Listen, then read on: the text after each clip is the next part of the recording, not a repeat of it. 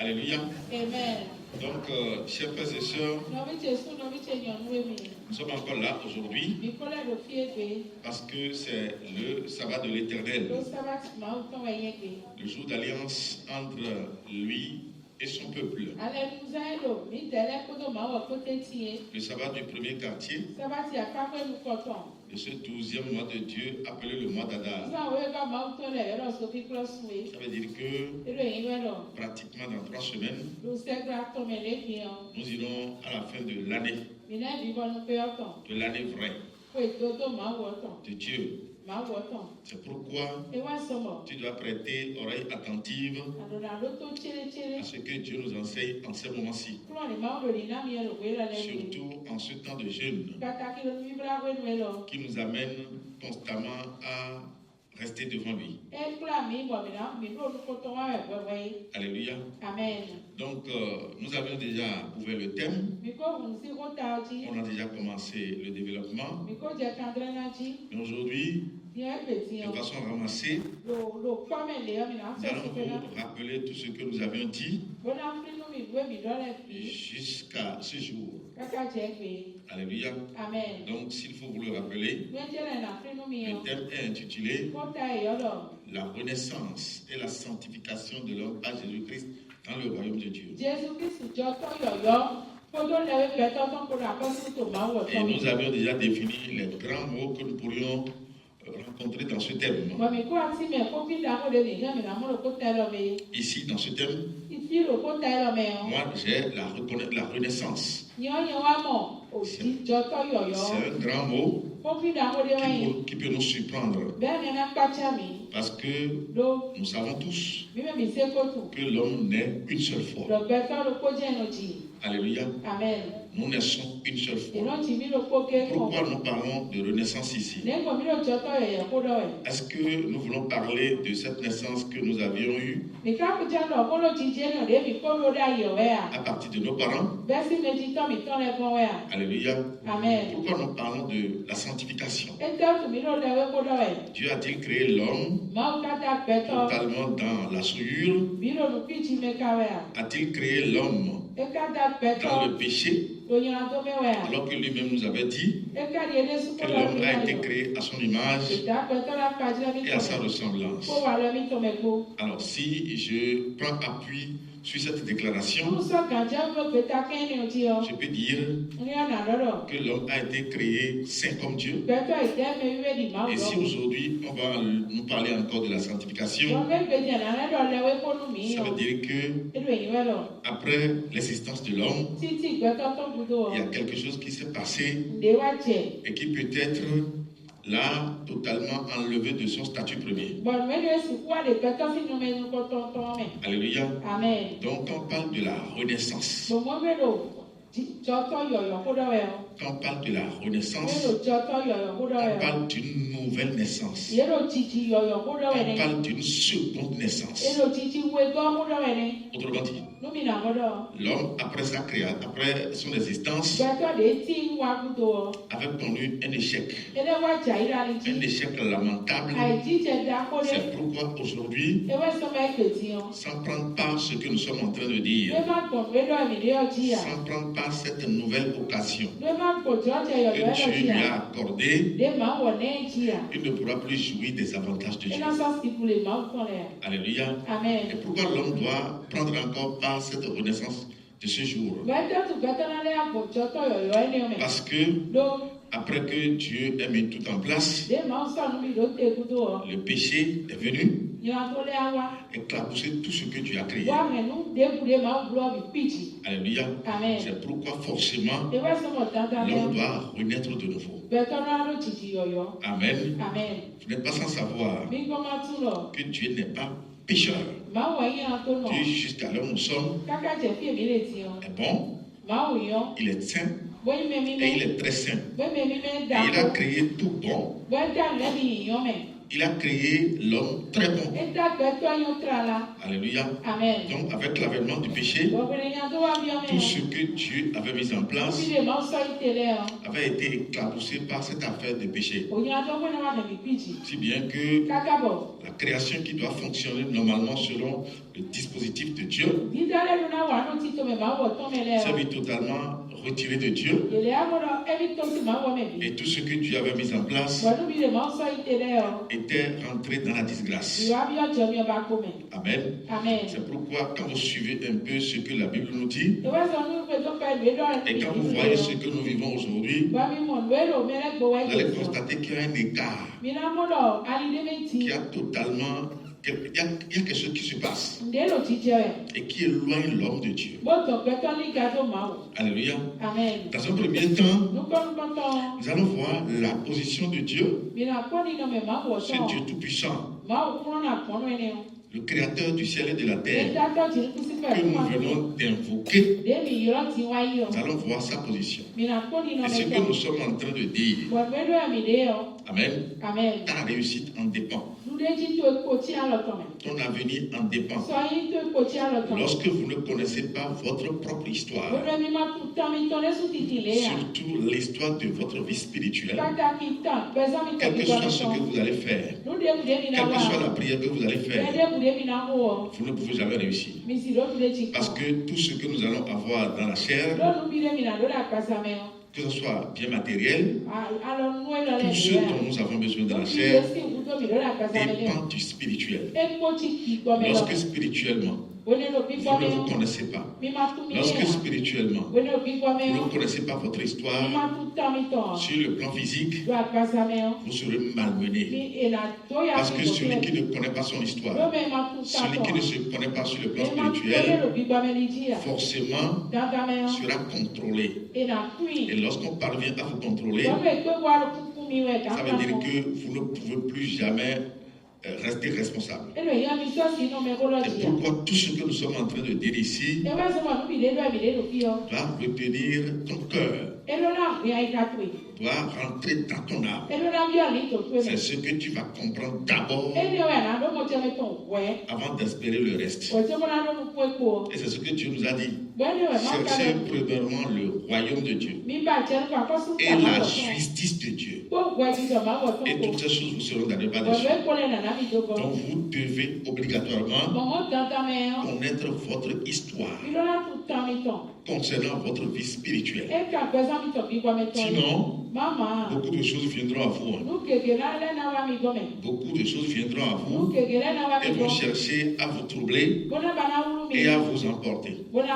Mais celui qui connaît son histoire, celui qui maîtrise son histoire, qui connaît ce qu'il est sur le plan spirituel, personne ne peut le déboussoler. Au contraire, il aura le contrôle sur tout ce qui existe. Pourquoi Jésus a réussi à dominer le diable? Amen. Pourquoi a-t-il réussi à contrôler le diable? Malgré toutes les propositions que le diable lui avait faites. C'est parce qu'il se connaît, il connaît son histoire et il sait pourquoi il est sur la terre.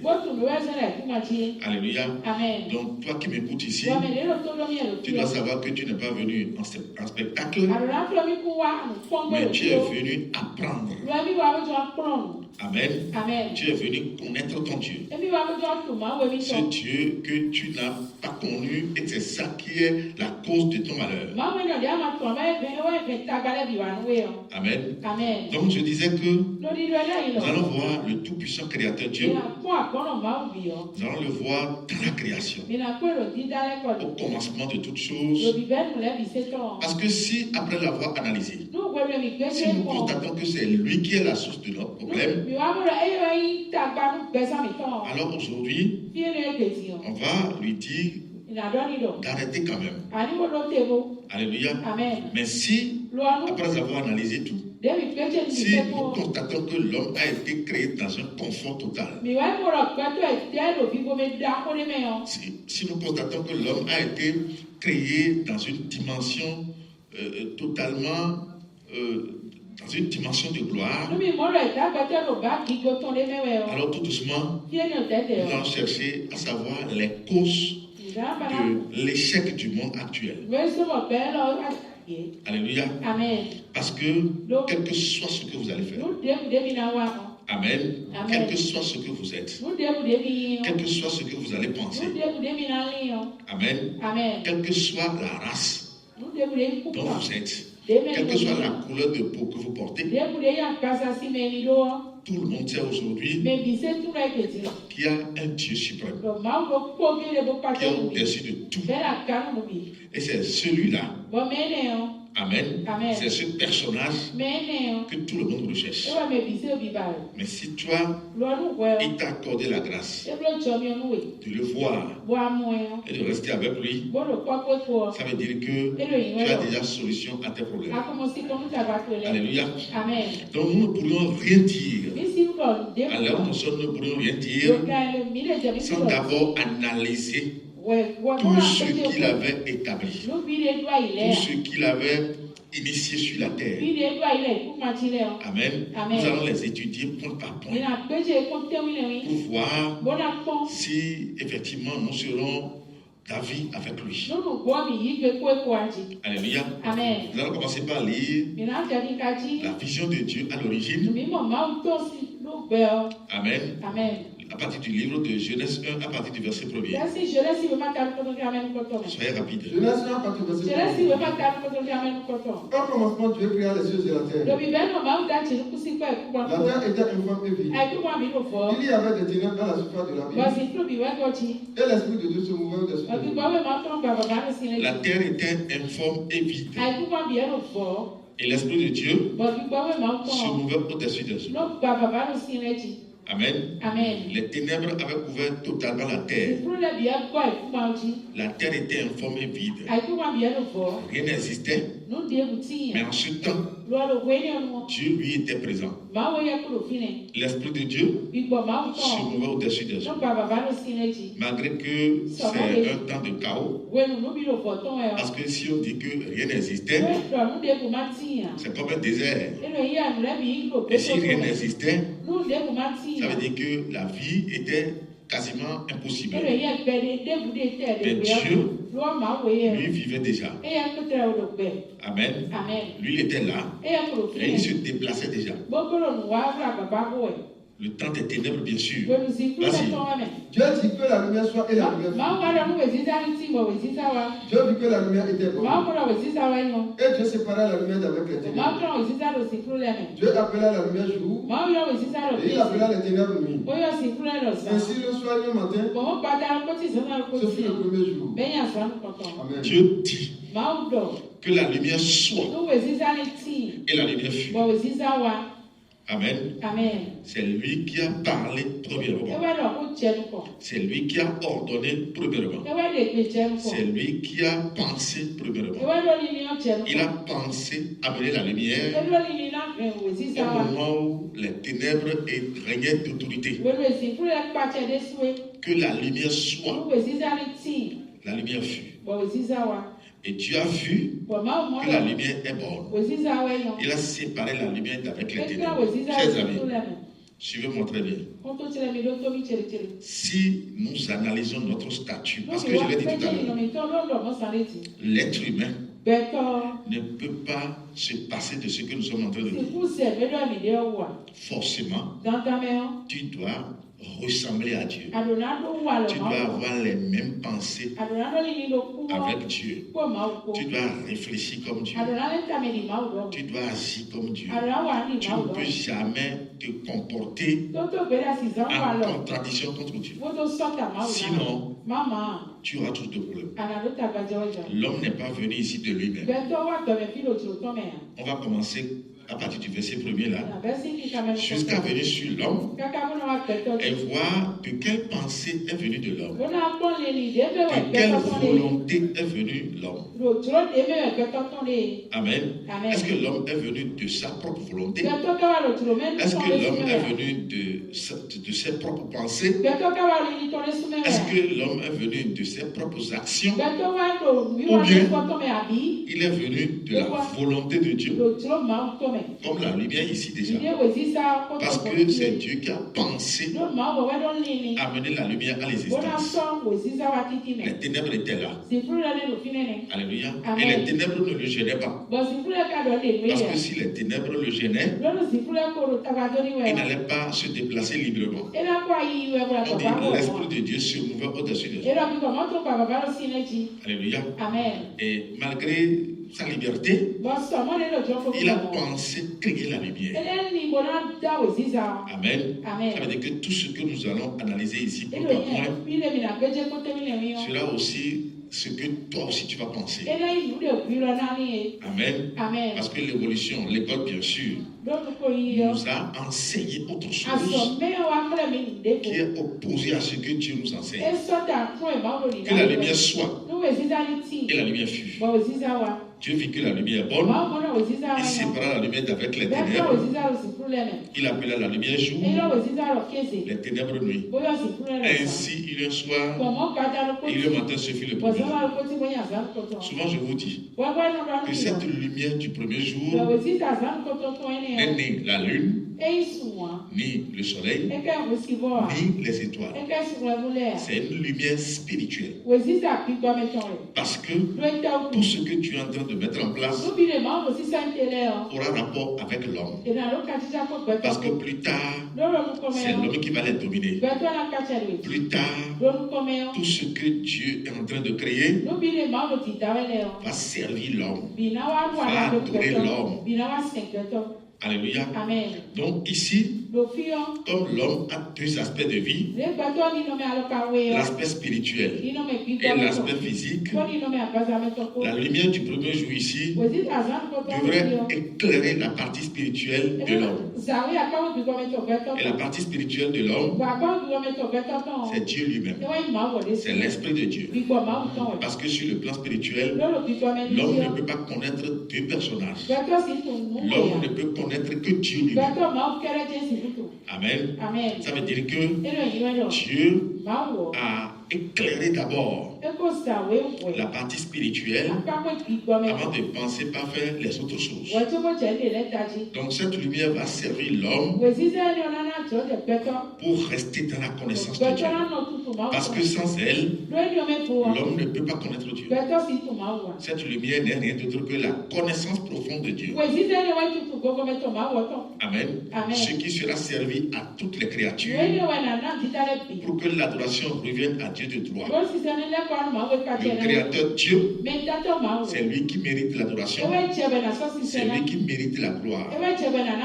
C'est pourquoi tout à l'heure, après l'enseignement, nous allons encore nous prosterner pour lui donner gloire et adoration. Donc déjà, je vous explique que cette lumière du premier jour n'est ni le soleil, la lune et les étoiles, mais c'est une lumière spirituelle qui doit éclairer l'homme sur la personne de Dieu. Parce que l'homme doit connaître Dieu profondément, plus que les autres créatures.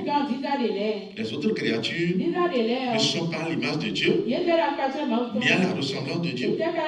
Mais c'est seulement l'homme qui sera créé tout à l'heure à l'image et à la ressemblance de Dieu. Ça veut dire que tout le monde, toutes les créatures peuvent ne pas connaître Dieu, excepté l'homme. Alléluia. C'est l'homme, lui, obligatoirement, il doit connaître Dieu. C'est tout comme si on prend un poisson et le poisson dit qu'il ne connaît pas l'eau. Si le poisson ne connaît pas l'eau, va-t-il vivre? Je ne vous entends pas. Va-t-il vivre?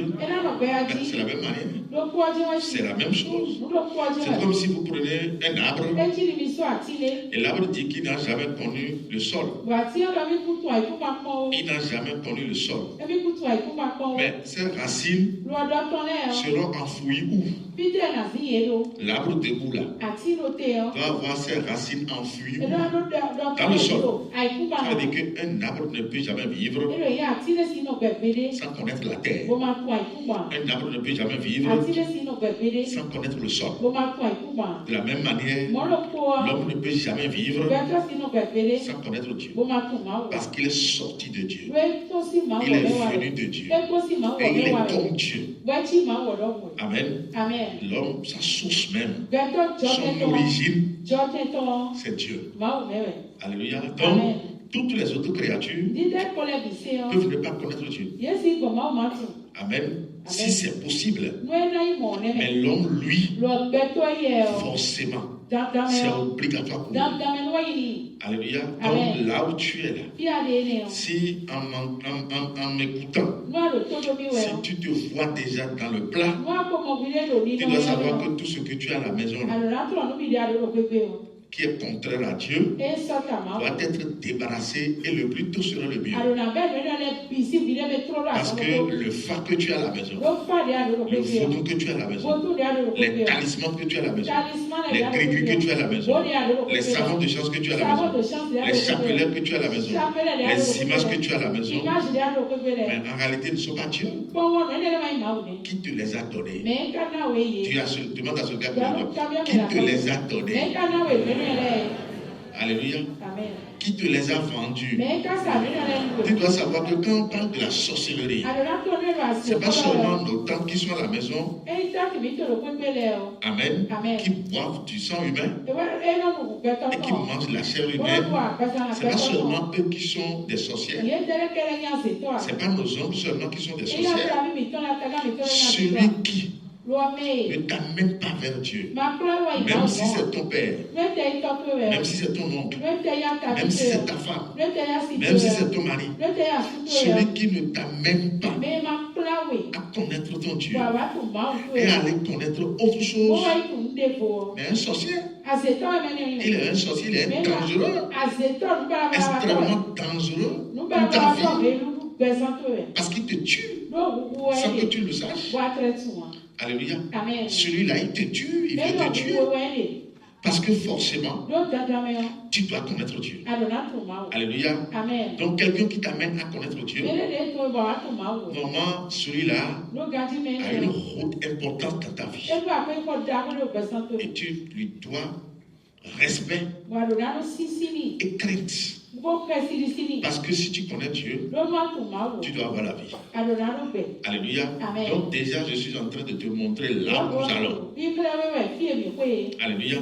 Donc le premier jour, la lumière est bonne. On continue, vas-y. Dieu dit qu'il y a une étendue entre les eaux. Et qu'elle sépare les eaux avec les eaux.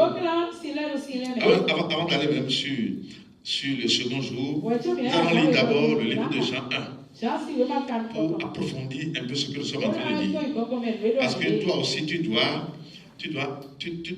donner au moins ton avis, ta manière de voir les choses. Voilà que tu as dit que la lumière est bonne. Moi, je peux dire que la lumière n'est pas bonne. Ça, c'est ma conviction.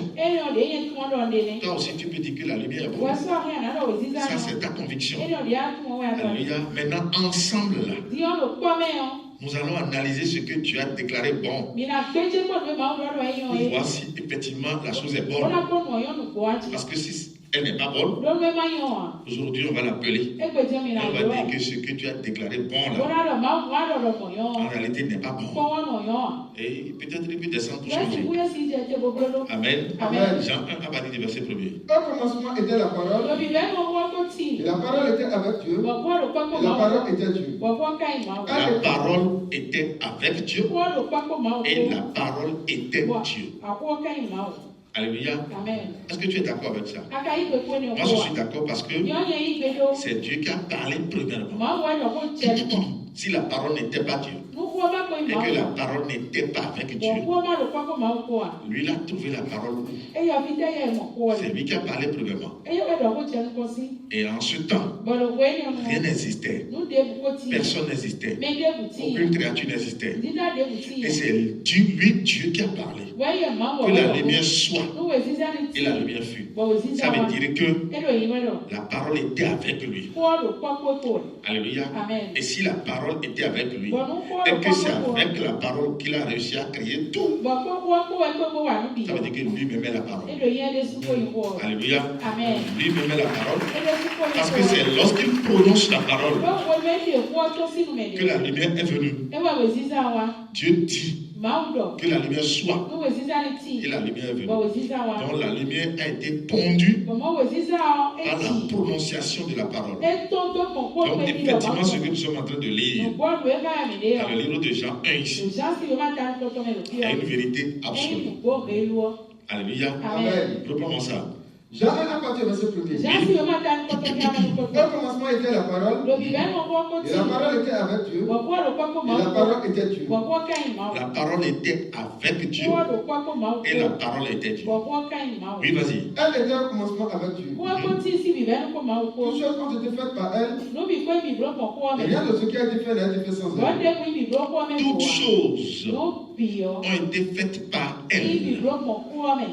Amen. Ça veut dire que tout ce que vous voyez là, tout a été fait par la parole. L'homme aussi a été fait par la parole. Amen. Il n'y a rien qui soit créé en dehors de la parole. Tout a été fait par la parole. Oui. En elle était la vie. En elle était la vie. En la parole était la vie. La parole créatrice, c'est elle qui donne encore la vie. À quelle occasion? À quelles conditions? Oui. En elle était la vie. Et la vie était la lumière des hommes. Amen. Pour que la parole donne la vie à l'homme, il faut la lumière. Amen. En elle était la vie. Et la vie était la lumière des hommes. Donc, avant que l'homme ne bénéficie de la vie contenue dans la parole, il lui faut la lumière du premier jour. Sans cette lumière, il ne pourra jamais avoir la vie. Et cette lumière va l'amener à connaître qui? À connaître son Dieu créateur. L'homme a une seule référence sur le plan spirituel. L'homme a une seule boussole. L'homme a un seul guide sur le plan spirituel. L'homme ne peut jamais avoir deux guides. L'homme ne peut jamais avoir deux boussoles. L'homme ne peut jamais avoir deux références. Amen. Sur le plan spirituel, l'homme ne peut que connaître Dieu. Ça là, c'est établi comme ça. Et on ne peut pas négocier. C'est pas négociable. Sur le plan physique, l'homme peut connaître son père et sa mère. Son père et sa mère. Les deux représentent ses parents. Mais sur le plan spirituel, l'homme a un seul parent. C'est Dieu. Dis à celui qui est à côté de toi, tu as un seul parent sur le plan spirituel. Et c'est ton Dieu. Alléluia. Amen. Tu n'as pas autre personne. Hein? Il n'y en a pas. Alors, si dans ce monde, tu cherches à avoir autre chose, autre personne, sur le plan spirituel, pour ta guidance, alors là, c'est dangereux. Le Bokono ne peut pas te guider. Le Vaudou ne peut pas te guider. Alléluia. Amen. Les alphas ne peuvent pas te guider. Non, ce n'est pas eux. Alléluia. C'est seulement Dieu. C'est lui qui va te guider au travers de la parole. Parce que c'est la parole qui a pondu la lumière. Et au travers de la lumière, elle te donne la vie. Amen. Donc vous devez déjà commencer par réfléchir. Parce que nous ne sommes pas encore venus sur l'homme. Mais pourquoi nous sommes en train d'aller en avant? Parce que nous constatons aujourd'hui que l'homme est séparé de Dieu. C'est pourquoi il a perdu la vie. Alléluia. C'est pourquoi nous sommes en train de parler de la renaissance. Au travers de cette renaissance, la vie sera encore donnée à l'homme. Au travers de la sanctification, l'homme va encore requérir l'état de sainteté que Dieu lui avait donné au commencement. Alléluia. Amen. Oui, vas-y. En elle était la vie et la vie était la lumière de Dieu. Alléluia. Amen. Donc nous sommes tous d'accord que la parole est au-dessus de tout. Amen. Amen. Est-ce que la parole est bonne? Selon toi, là. Parce qu'on dit que la parole en elle, elle a la vie. Et la vie est cette lumière qu'elle a conduite. Parce que sans cette lumière, tu ne peux pas avoir la vie. Alléluia. Est-ce que selon toi, là, la lumière du premier jour est aussi vue bonne chez toi? Parce que c'est ça qui incarne la vie. Sans cette lumière, tu ne peux pas avoir la vie. Est-ce que c'est bon, la lumière là? La lumière du premier jour là, elle est bonne. Donc Dieu n'a pas tort. Il a dit la vérité. Acclame-le quand même. On y va. Oui. Dieu dit qu'il y a une étendue entre les eaux. Dieu sépare les eaux avec les eaux. Dieu fit l'étendue et il sépara les eaux qui sont au-dessus de l'étendue avec les eaux qui sont au-dessus de l'étendue. Et cela fut ainsi. Dieu appela l'étendue ciel. Ainsi le soir et le matin, ce fut le second jour. Même si le ciel est mauvais pour nous, il ne sera jamais mauvais pour Dieu. Parce que le ciel représente le trône de Dieu. Oui ou non? Alors Dieu a déclaré le ciel bon. Et c'est ça qu'il a créé au second jour. Selon toi, est-ce que le ciel est bon? Ou bien c'est mauvais? Le ciel est bon. Pourquoi tu le déclares bon? Moi je le déclare oui. Allez-moi là-bas. Pourquoi tu le déclares bon? C'est le trône de Dieu. Tu le déclares bon parce que c'est le trône de Dieu. Moi aussi je le déclare bon parce que en voulant prier, je tourne la paume des mains vers le ciel.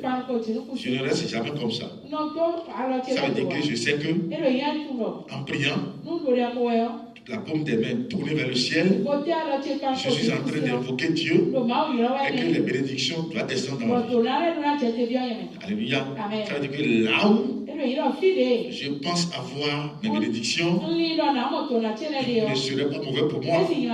Parce que peut-être si les cieux n'existaient pas, alors mes bénédictions viendront tout. Alléluia. Donc moi aussi je déclare le ciel bon. Même si je ne veux pas accepter que c'est le trône de Dieu, je le déclare bon parce que les bénédictions que je demande à Dieu viennent du trésor de Dieu. Parce que non seulement le ciel est le trône de Dieu, mais il y a encore le trésor de Dieu. C'est là où Dieu rassemble les bénédictions. C'est là où Dieu réunit les bénédictions. Alléluia. Donc nous le déclarons tous bon. Tout le monde est d'accord, hein? D'accord, on continue toujours avec la troisième créature, oui. Dieu dit que les eaux qui sont au-dessus du ciel se rassemblent en un seul lieu. Et que les sept paraissent. Et cela fut ainsi. Dieu appela le secteur et il appela la main de Zoumer. Dieu vit que cela était bon. Puis Dieu dit que la terre produise de la verdure, les arbres portant de la semence, les arbres fructueux donnant du fruit selon leur espèce, et ayant en eux leur semence sur la terre. Et cela fut ainsi. La terre produisit de la verdure, les arbres portant de la semence selon son espèce, et des arbres donnant du fruit, et ayant en eux leur semence selon leur espèce. Dieu vit que cela était bon. Ainsi le soir et le matin, ce fut le troisième jour. La terre est-elle bonne? Alléluia. Dieu dit que la terre est bonne parce qu'elle a ordonné à la terre de produire de la verdure et cela fut ainsi. La terre a donné de la verdure, des herbes portant de la semence. Exemple d'herbes qui portent de semences. L'arachide par exemple, c'est une herbe qui porte de semences. Le maïs, c'est une herbe qui porte de semences. Le sorgho, le mil, Amen. C'est des herbes qui portent de semences. Et ces semences sont à l'avantage de l'homme. Amen. Ça veut dire que si la terre n'existait pas, ces herbes qui portent de semences n'allaient pas pousser, n'allaient pas exister. Alléluia. Et c'est ça que nous mangeons. Ce sont ces semences que nous mangeons. Selon vous, là, est-ce que la terre est bonne? Elle est bonne parce qu'elle nous sert de plateforme pour que nous trouvions à manger. Oui ou non? Qui n'a jamais mangé ces semences-là? Qui n'a jamais mangé du riz? Qui n'a jamais mangé du maïs? Qui n'a jamais mangé de l'arachide? Ça veut dire que sans la terre, amen, nous ne pourrons jamais avoir ces semences qui représentent notre nourriture. Amen. Mieux, c'est sur la terre que nous ferons les pieds.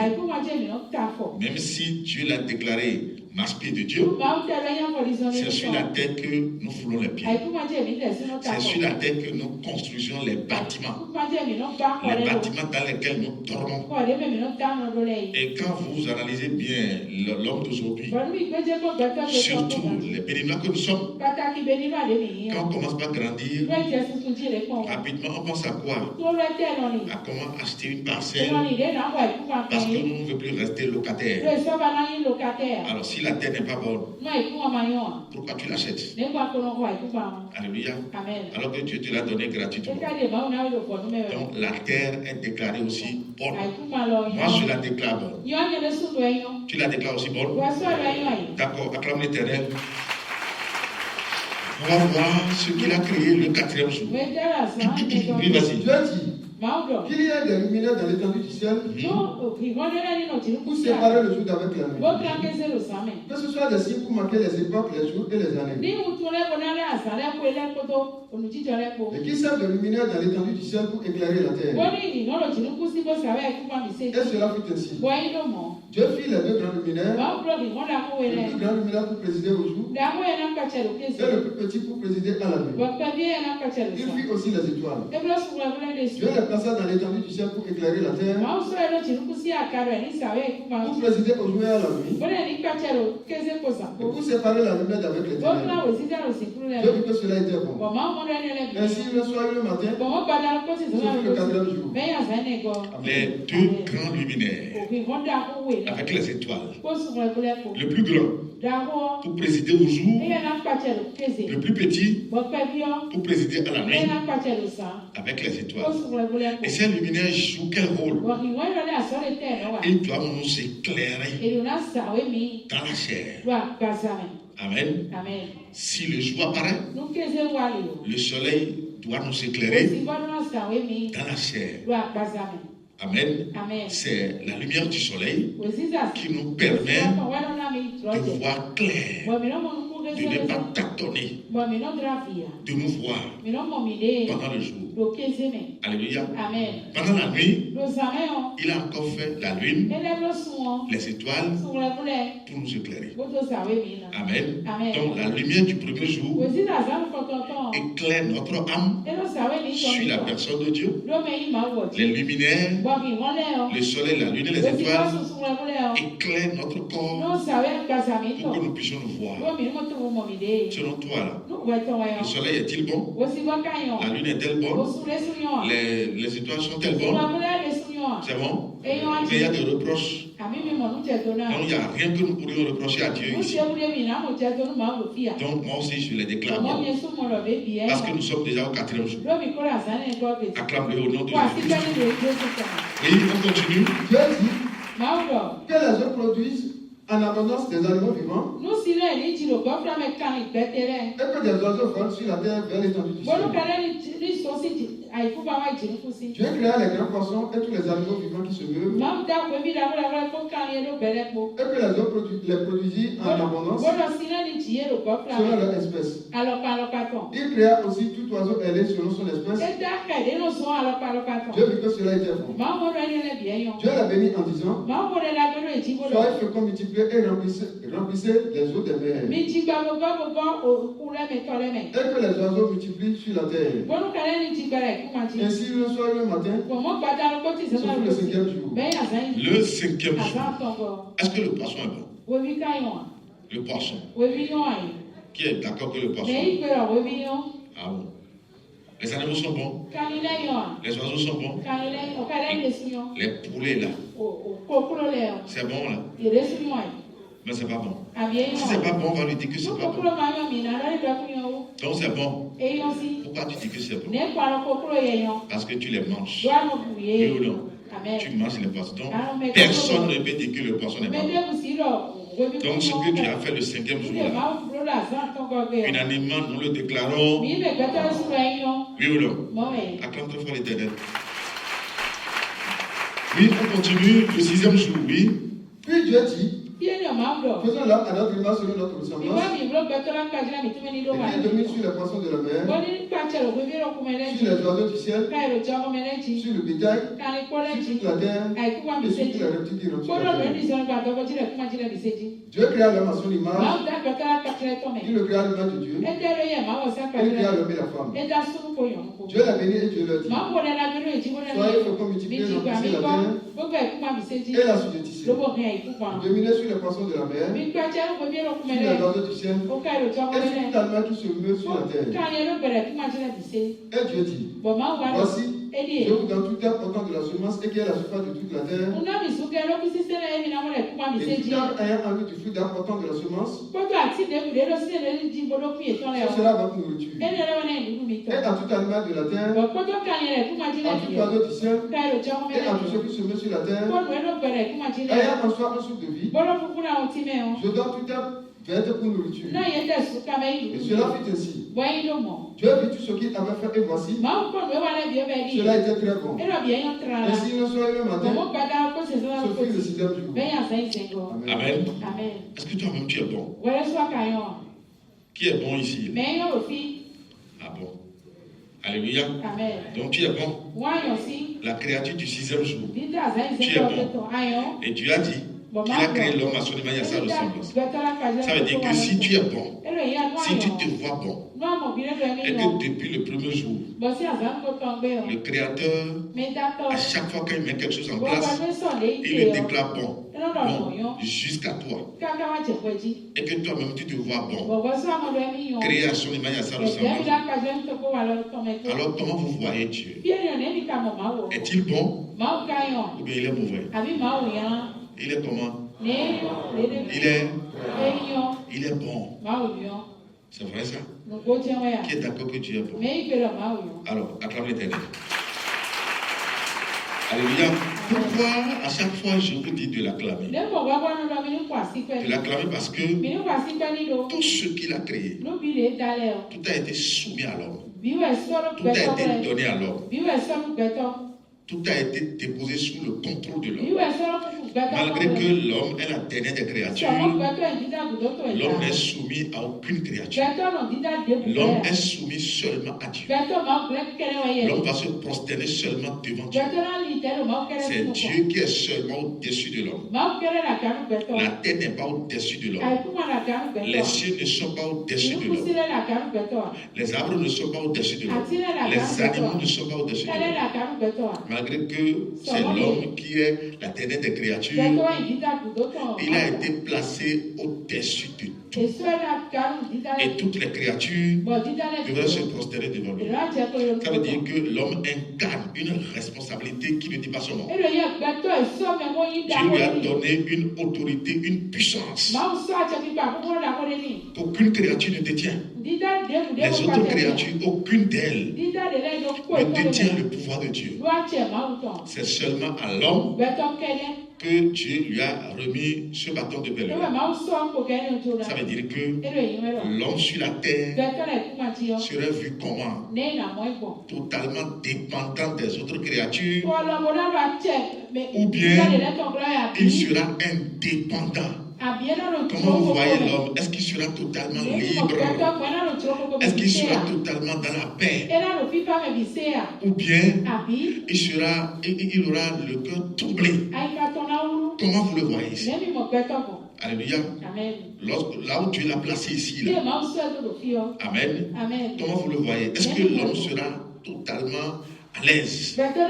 Est-ce qu'il aura totalement le cœur dans la paix?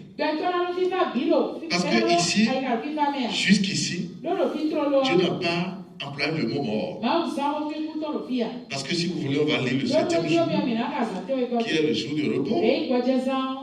Depuis le commencement jusqu'ici, Dieu n'a pas encore placé le mot mort.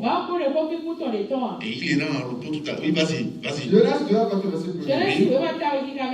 Ainsi fut achevé les choses de la terre. Et toute leur armée. Dieu acheva au 7e jour son œuvre qu'il avait faite. Et il se reposa au 7e jour de tout son œuvre qu'il avait faite. Dieu bénit le 7e jour. Et il le sanctifia. Parce qu'en ce jour, il se reposa de tout son œuvre qu'il avait créé en la faisant. Amen. Le 7e jour est appelé le sabbat. On dit Dieu bénit le 7e jour. Ça fait la 3e bénédiction. Depuis qu'il a créé l'homme, la première bénédiction qu'il lui a donnée, soyez féconds, multipliez, remplissez la terre. Deuxième bénédiction, mangez de tout portant de la semence. Ça fait la deuxième bénédiction. Troisième bénédiction, il dit le 7e jour est le jour de bénédiction. Amen. Bon, maintenant, la malédiction a quitté où? Parce que jusqu'à ce que Dieu aille en repos, on n'a pas entendu le mot mort, on n'a pas entendu le nom du diable, on n'a pas entendu une catastrophe quelconque, on n'a pas entendu un malheur. Alléluia.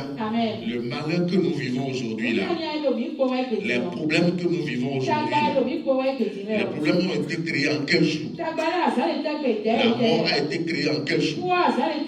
Les maladies ont été créées en quel jour? Les problèmes ont été créés en quel jour? Le diable lui-même là a été créé en quel jour?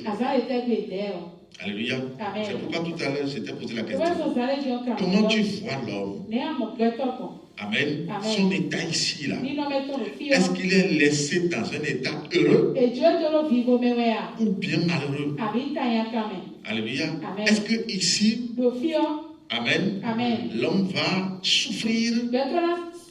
Va-t-il souffrir? Va-t-il manquer de tout? Parce qu'il faut voir comment tu souffres aujourd'hui. Il faut voir comment tu cours partout. Surtout quand on était chrétien. Heureusement qu'aujourd'hui, il nous a amenés à le connaître par sa grâce. C'est pourquoi les tâches sont allégées. C'est pourquoi aujourd'hui nous respirons. Quand on était chrétien, quand on était dans le culte endogène. Alléluia. Regardez comment on souffrait. Regardez comment on se lamentait. Regardez comment on se décarcassait. Sans suite. Sans solution, sans soutien. Alléluia. Comment vous voyez l'homme ici? Est-ce que vous le voyez comme nous aujourd'hui? Ou bien vous le voyez totalement dans la paix? Qui me parle? Vous le voyez comment? Totalement dans la paix. Donc Dieu a créé l'homme dans la paix. Nous sommes tous d'accord. Qui est d'accord que Dieu a créé l'homme dans la paix? Donc Dieu a créé l'homme au commencement dans la paix. Acclame-le. Si Dieu a créé l'homme dans la paix et que Jésus est venu nous donner la paix, nous laisser la paix, il nous a laissé la paix. Pas comme ce que le monde donne. Ça veut dire qu'il est Dieu et Fils de Dieu. Alors si Dieu nous a créés dans la paix, si Dieu nous a laissés dans la paix, si normalement la situation que tu vis là ne devrait pas venir, alors c'est quoi les raisons? C'est quoi la faute? C'est quoi le problème? Amen. Si nous ne devons pas vivre ce que nous sommes en train de vivre aujourd'hui, le malheur qui nous trouble, si normalement ces malheurs ne devraient pas venir vers nous, alors c'est quoi le problème? Alléluia.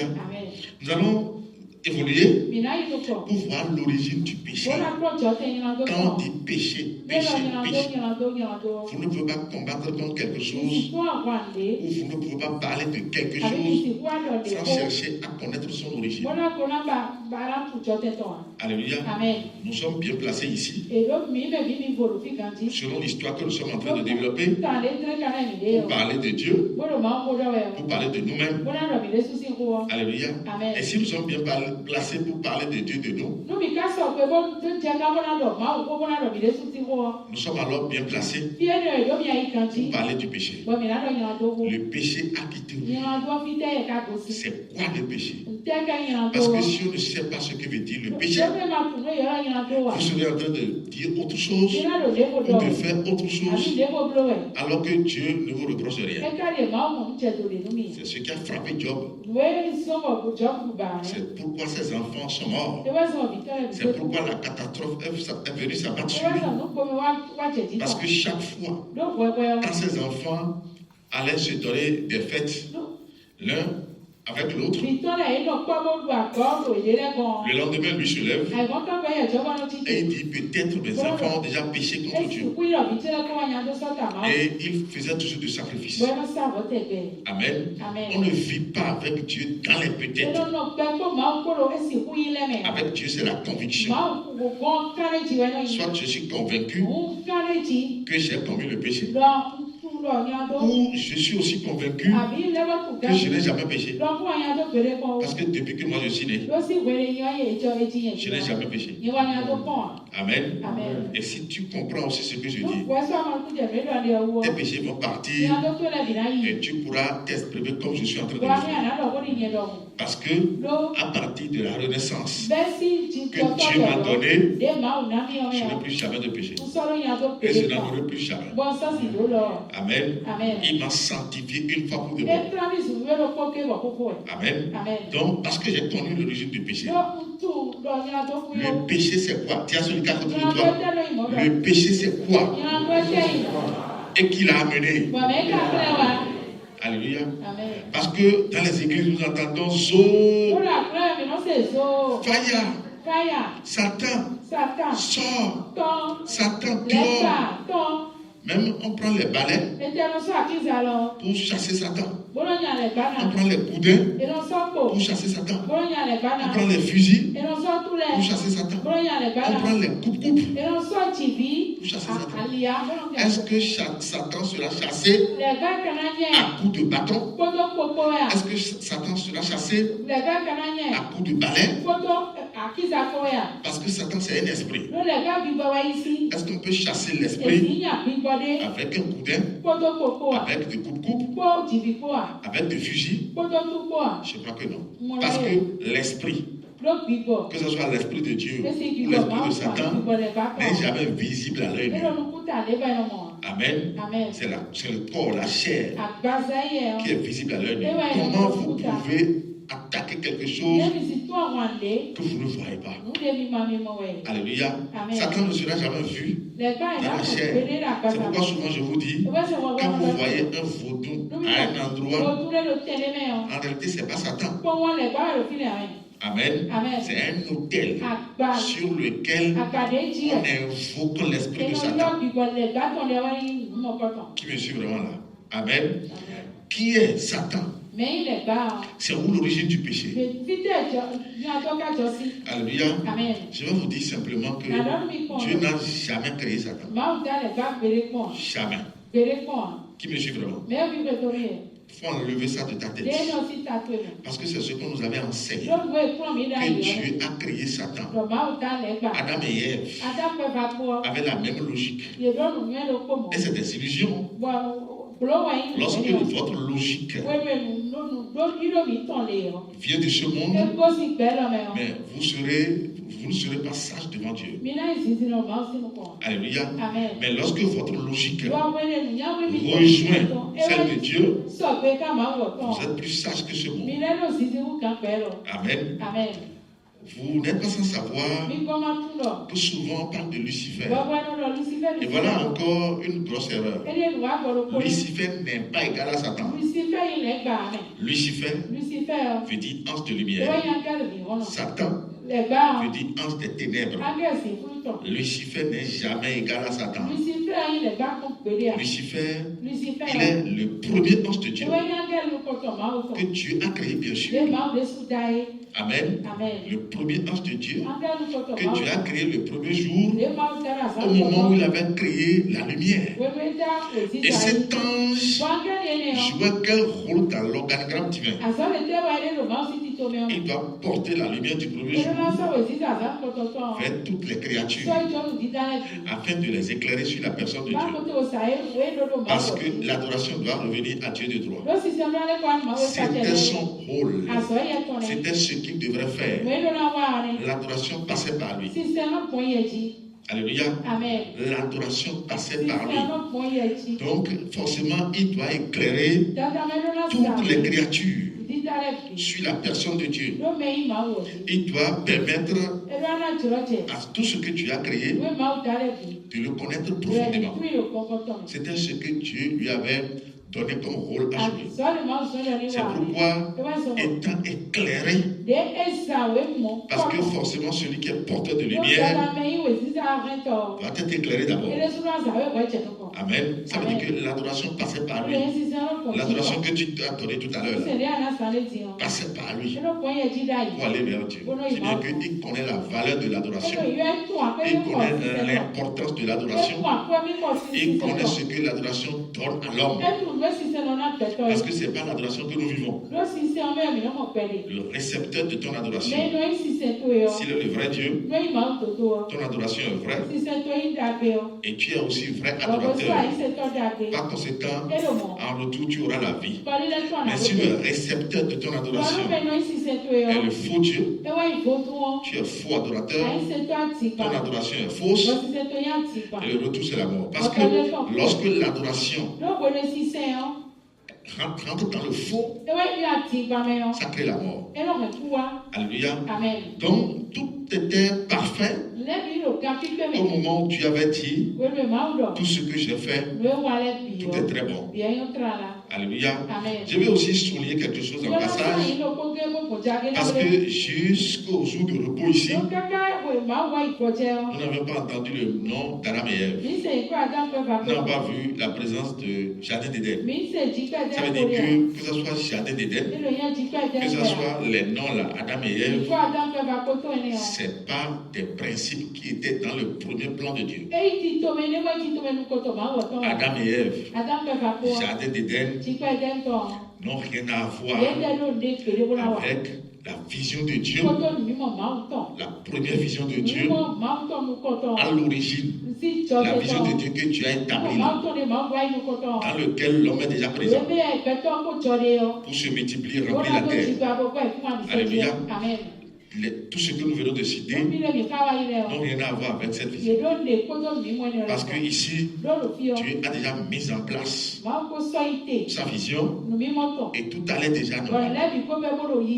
La seule goutte d'eau qui va éclabousser tout le monde est cette pensée obscure qui est née dans cet ange.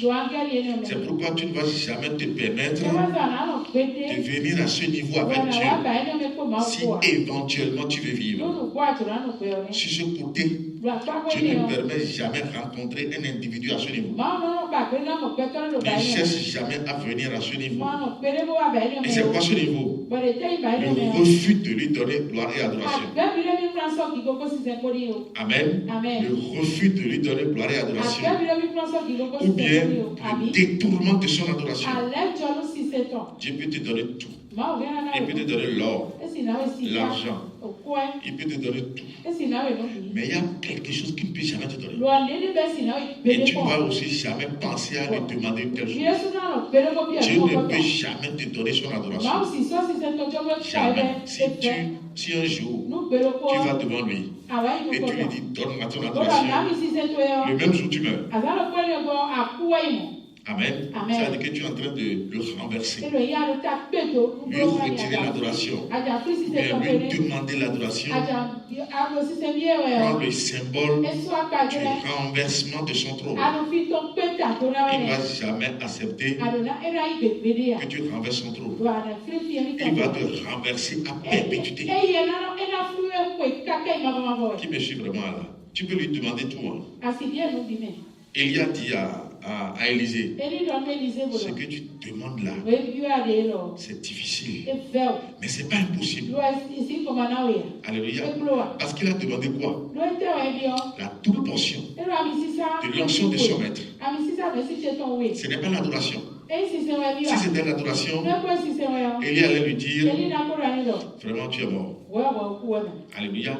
Parce que lorsque Dieu est descendu pour venir chercher le maître, c'est lui qui s'est prosterné encore pour commencer par donner gloire et adoration. Amen. Char d'Israël et sa cavalerie.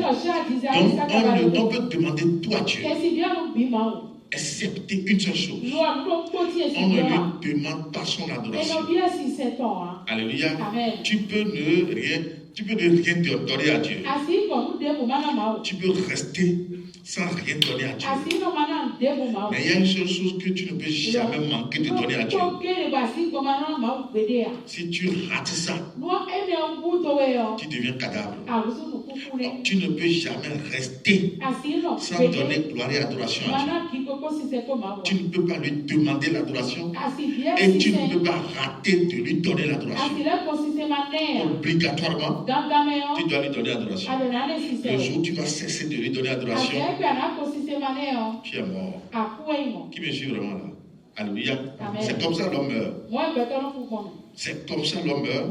Et c'est comme ça Lucifer va mourir. Parce qu'aujourd'hui, Lucifer n'existe plus.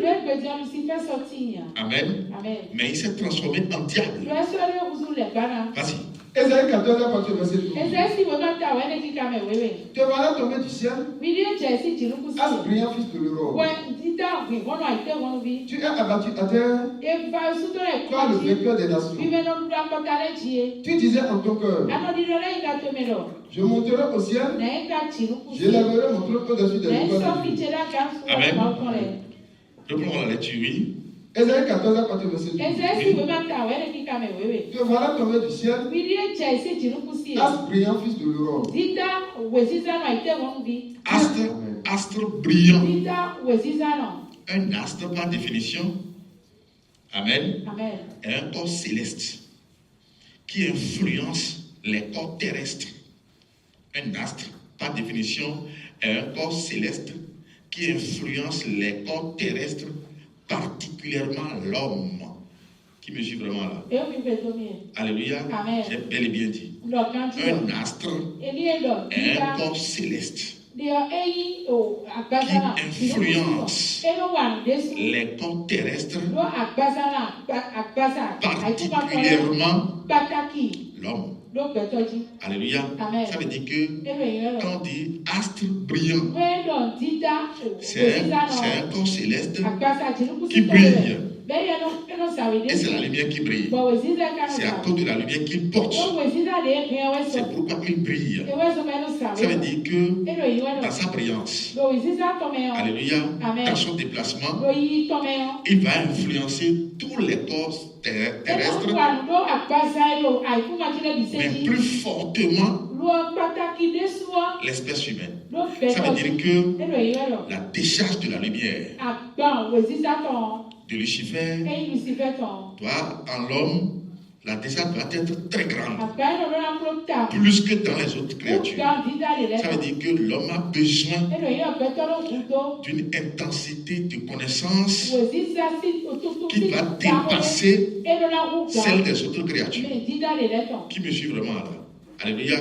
C'est ça ce qu'il doit jouer comme rôle. Il doit influencer tous les corps terrestres et particulièrement, il va influencer beaucoup l'homme.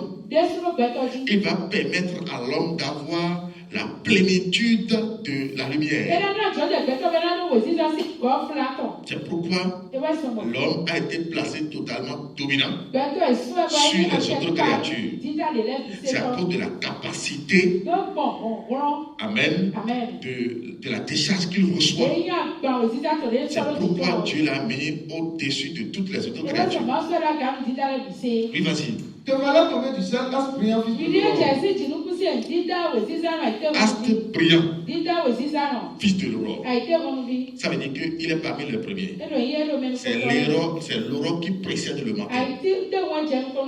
Quand on parle de l'aurore, on parle de ce premier temps qui vient clôturer la nuit pour laisser paraître le jour.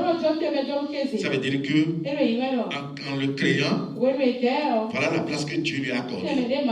Il n'est pas totalement venu le soir, mais il est créé depuis très tôt le matin. Il est tombé du ciel. Fils de l'aurore. Si le fils de l'aurore tombe, amen. Le fils du midi sera où? Le fils du soir sera où? Ça veut dire qu'il y a un problème ici déjà. Oui, vas-y. Tu es abattu à terre. Tu as le vainqueur des nations. Tu disais en ton cœur. On dit, tu es abattu à terre. Abattu à terre. Toi le vainqueur. Oui, le vainqueur parce qu'il doit influencer tous les corps terrestres. Toi le vainqueur des nations. Tu disais en ton cœur. Peuple de Dieu, toi qui m'écoutes, c'est ce que tu ne dois jamais répéter dans ton cœur. C'est ce que tu ne dois jamais repenser dans ta tête. C'est ce que tu ne dois jamais avoir en toi. Tu disais en ton cœur ce que Lucifer disait ici. C'est ça qui lui a coûté le retrait de la lumière. Amen. Et celui qui a été créé pour briller, si on lui retire la lumière, amen, forcément les ténèbres vont venir. Vous êtes le sel de la terre, la lumière du monde. Si la lumière perd sa clarté, avec quoi on va encore le rallumer? Si le sel perd sa saveur, avec quoi on va encore lui donner de goût? Ça veut dire que ici, Lucifer va perdre sa force une fois pour de bon. Ce qui me réjouit, c'est quoi? À un moment donné, l'homme est allé en négociation avec lui pour combattre contre Dieu.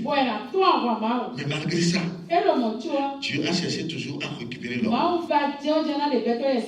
Acclame-le. Amen. Oui, vas-y.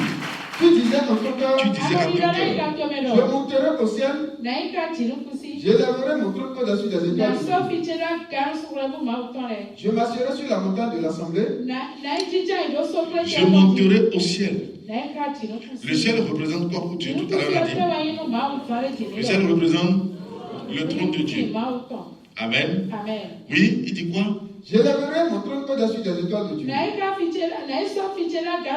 J'élèverai mon trône au-dessus des étoiles de Dieu. Non, mais écoutez, qui lui a donné le trône? Amen. Depuis quand lui a un trône et il est le propriétaire direct. C'est Dieu qui lui a donné la lumière. Forcément, le trône qu'il occupe serait venu de Dieu. Si on doit élever ce trône, mais ce ne serait pas au-dessus des étoiles de Dieu. Parce que le trône de Dieu, c'est lui qui est au-dessus des étoiles de Dieu. Il ne peut jamais penser élever son trône au-dessus des étoiles de Dieu. Parce qu'il est en train de convoiter la demeure de Dieu. Il est en train de convoiter la position de Dieu. La position de Dieu. C'est impossible. Et il ne peut pas avoir cette pensée. Oui. Je m'assurerai sur la montagne de l'assemblée. C'est Dieu qui descend sur les montagnes. Que ce soit montagne de Sinaï, montagne d'Oreb, pour appeler Moïse à monter. Donc il ne peut jamais penser descendre encore aussi sur les mêmes lieux. Oui. À l'extrémité du septentrion. Oui. Je monterai sur le sommet des nuits. C'est Dieu qui se déplace avec les nuées. Il ne peut jamais penser se déplacer avec les nuées. Alléluia. Amen. Parce que, en le pensant ainsi, mais il est en train d'appeler déjà la mort vers lui. Il va se déplacer avec les nuées. Jamais.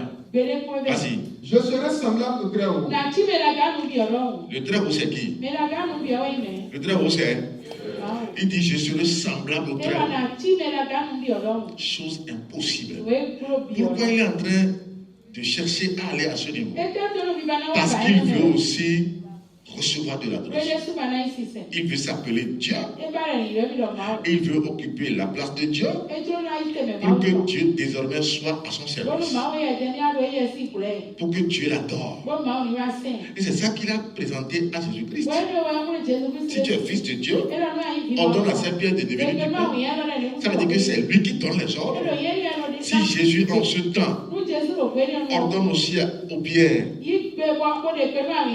de devenir du pain, ça veut dire que c'est lui qui est au contrôle. Et dit, si tu es fils de Dieu, descends par terre. Il a déjà dit qu'il va te protéger sans que tes pieds ne heurtent contre une seule pierre. C'est lui qui donne toujours les ordres. Même si ce qui est demandé ici là, est à l'avantage de l'homme et que l'ordre vient de lui, mais jamais tu ne peux pas le faire parce que c'est un rejet. Il ne se laisse pas voir rapidement. Il se cache derrière la fausseté et vous met devant le fait accompli. Jésus a compris rapidement. Jésus lui a dit, on ne tente pas le Seigneur son Dieu. Alléluia. Et comme Jésus est dans les il est écrit, lui aussi il est rentré dans les il est écrit. Amen. Et il dit, mais regarde l'abondance. Prosterne-toi et adore-moi. Et je vais te donner tout. Ça veut dire quoi? Il est en train de chercher l'adoration. Il est derrière l'adoration. Il veut toujours l'adoration. Parce qu'il sait que c'est l'adoration qui garde Dieu dans la dimension de Dieu. Alléluia. Et avant de rester dans cette dimension, vous devez détenir le pouvoir total. En lui remettant la lumière. Amen. Le niveau de lumière n'est pas encore le plein pouvoir. Il y a la dimension d'ordonnance. Ça dit quoi? Je parle sans accompli. Ça c'est le sommet. Ça c'est la grande dimension. Ça c'est la dimension de Dieu lui-même. Quand il parle sans s'accomplir.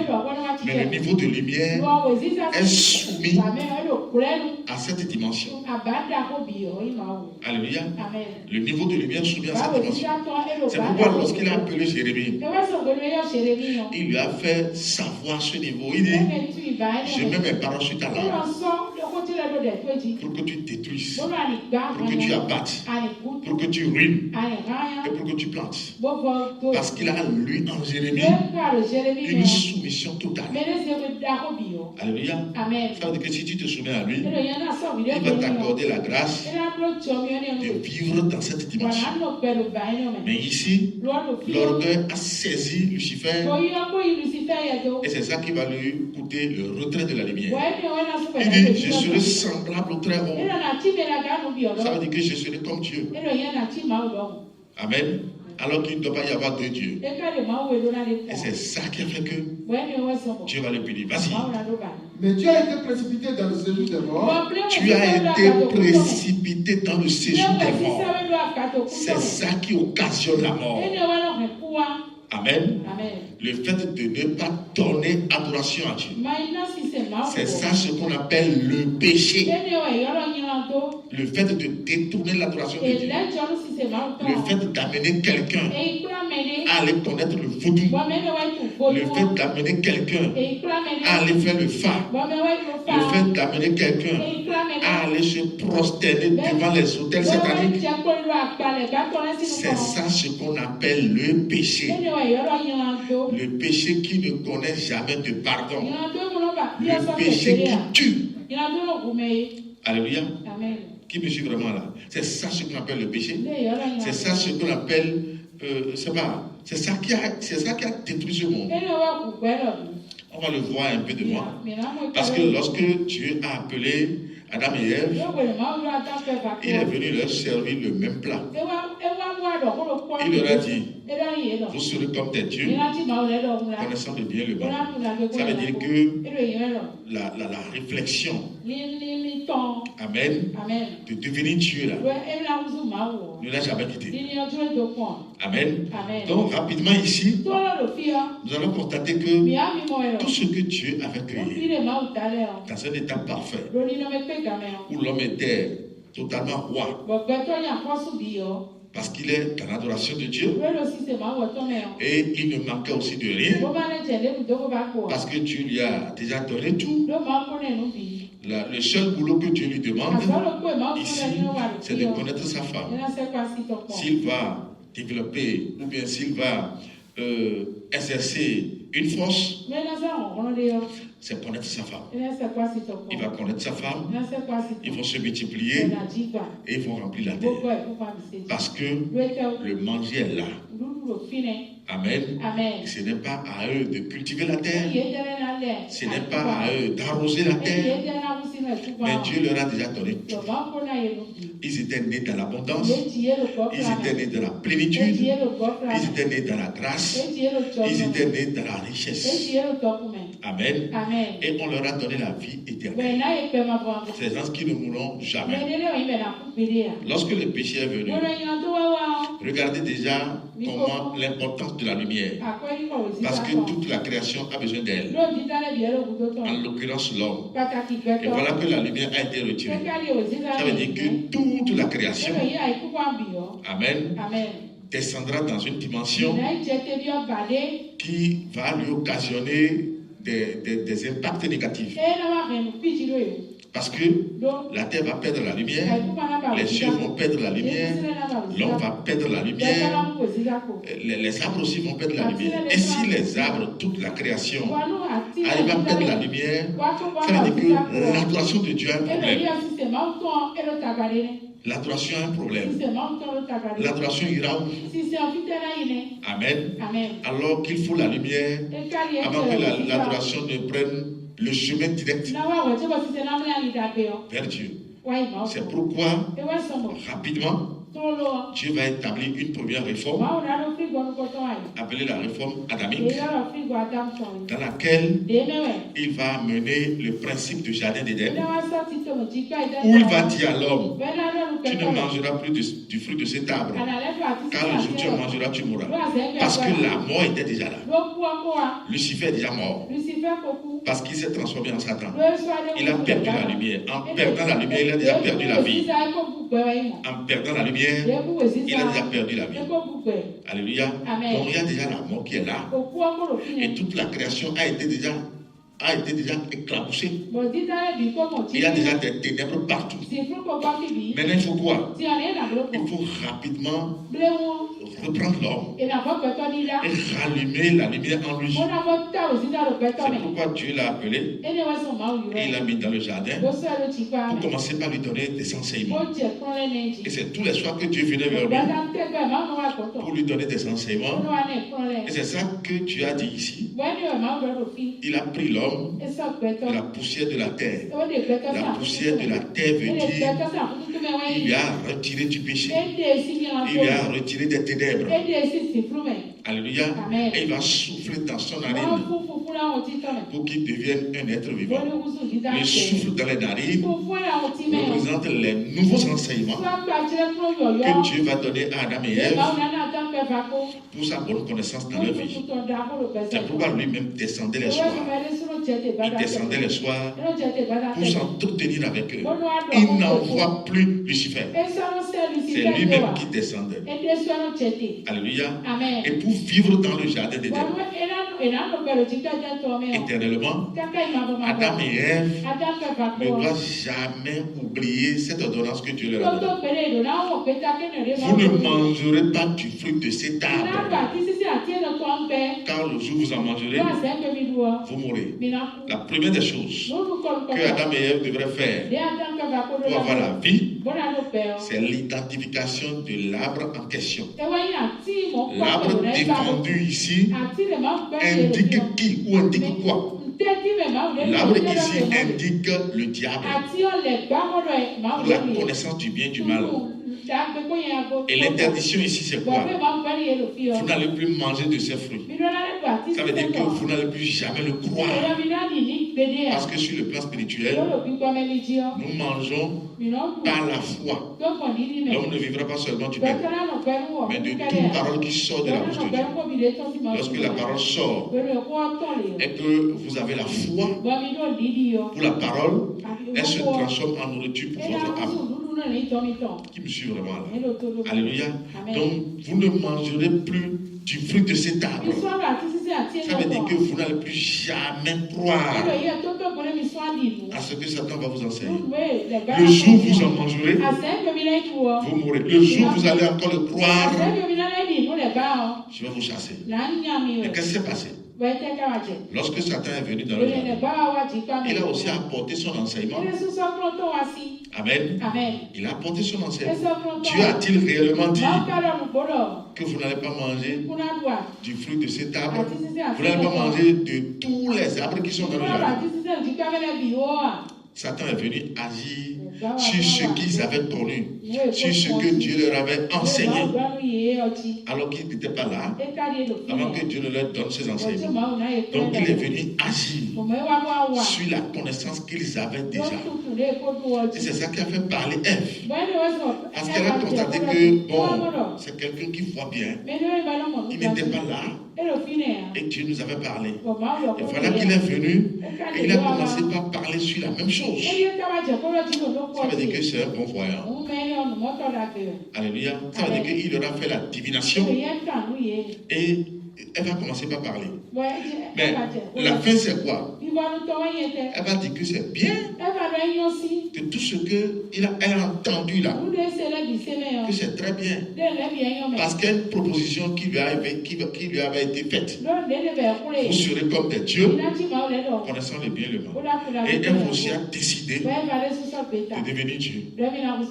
Elle a porté le message à son mari, qui avait aussi accepté de devenir Dieu.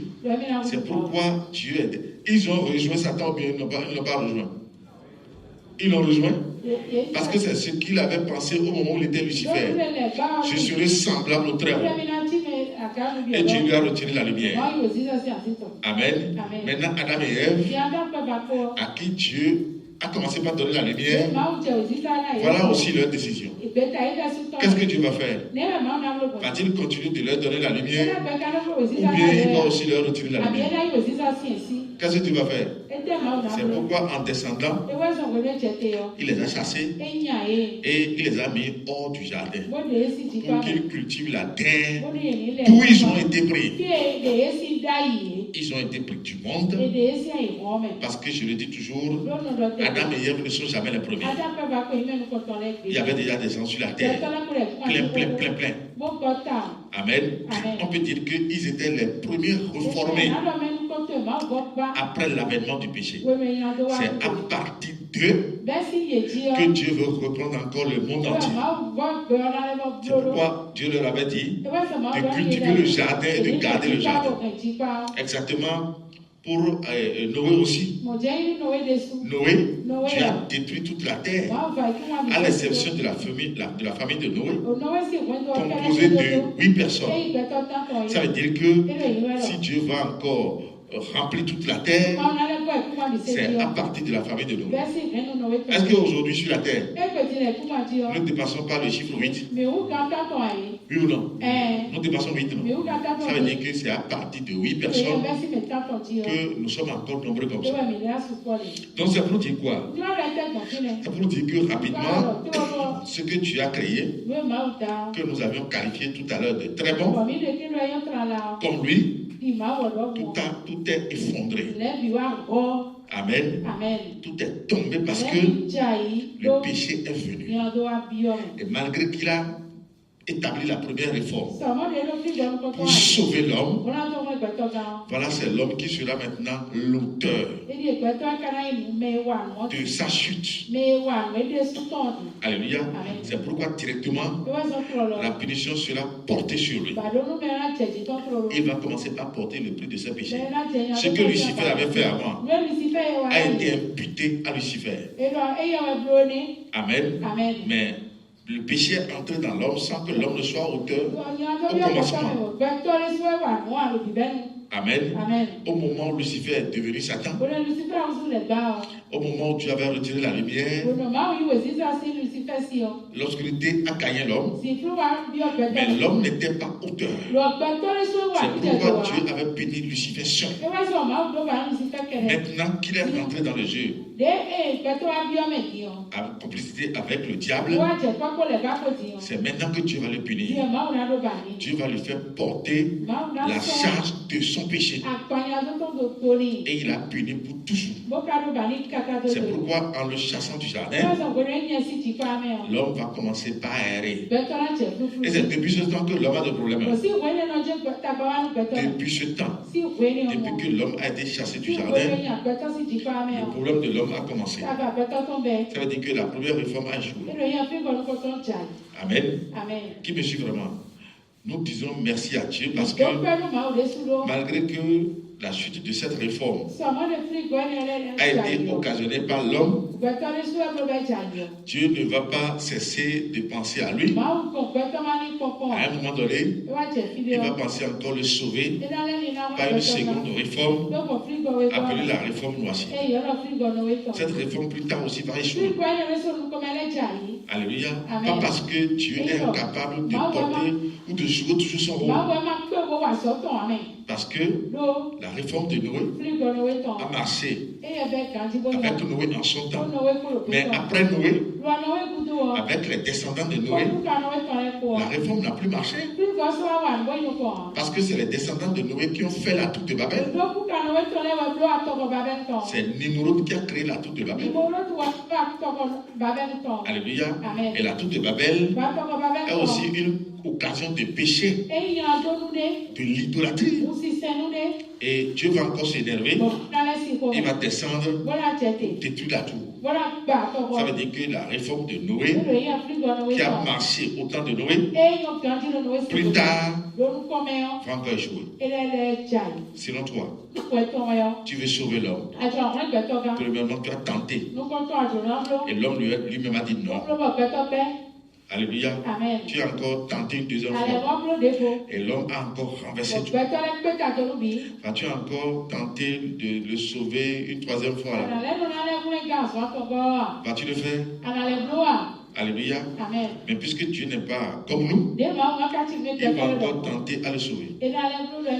Avec la réforme abrahamique, cette réforme aussi, à un moment donné, ça a échoué. Réforme adamique a échoué. Réforme noacide a échoué. Réforme abrahamique a échoué. Amen.